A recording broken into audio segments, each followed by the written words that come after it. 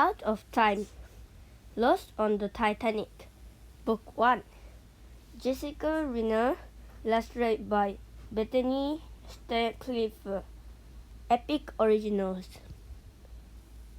1. Saturday Stranger. The last thing Ali and Big Tail wanted to do on a Saturday morning was clean, but they helped their parents in their shop anyway, just like they did every weekend. The Out of Time antique store on the corner of 3rd and Spruce in Philadelphia was the family business, and the whole family kept it running. Ali polished a silver tea set while Big dusted off an old violin. The black and white puppy Luna, who was very good for petting but not so good at fetching, walked all around the store. She wound around their leg and under the table and licked Ali's feet. Ali laughed while keeping her eyes on the little silver cup in her hands. As she cleaned it, Mom had warned her to be careful with this set. Mom was hoping to find the teapot to go with it, but Ali hadn't found it in the pile of stuff yet.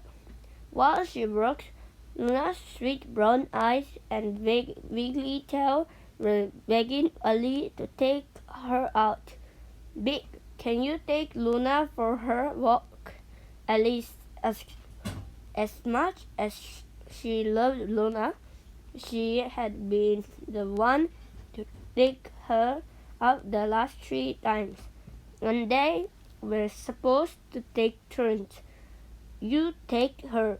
I'm doing an important job and can't be interrupted, said Big. Ali sighed and set down the cup. Big Brother were so bossy even when they were only 1 year old. Ali reached for Luna's leash, but just as she did, the little bell on the door chimed. A customer? They hadn't had a customer all week, but it was only Big's best friend, Max. Hi, Beck, Max said. Want to go to the park? He can't, said Ali. He's doing a very important job and can't be interrupted. Big crossed his arms and shook his head. Ali gave him a sweet smile. Luna barked at them both. Max laughed. Whose side are you on? Big asked Max. Luna's, he said, grinning. Max sat on the floor and patted Luna to settle her down. What's the important job? Mom had a doctor appointment and Dad had to run to the store for parts for over 4 days. It stopped working again last night, Big said. So we're helping them clean up the latest load of. Ali waved her hand towards the table, overflowing with objects of all sizes and colors. Junk? Max asked. Don't let them hear you say that, Big said. They're hoping something in here will be worth a lot of money, Ali said.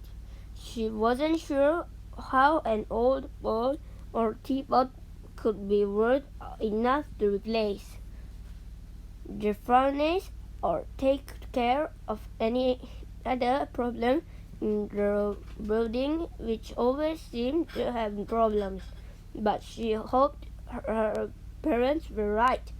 The last thing she wanted to do was move out of their home, which was right above the shop. She lived there her whole life, and she loved walking to school and the park and the sandwich shop around the corner.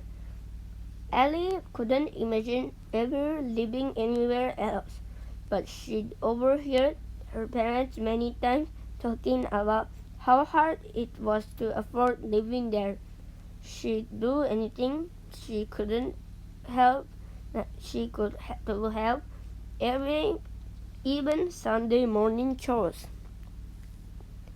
I help, Max offered, giving Luna one last belly rub. It'll get done quickly, and then we can all go to the park. Vic handed Max a rag and some polish. If you say no, so Luna lay down in a half run under the table. Sorry, girl, Ali said. We'll go out soon, I promise.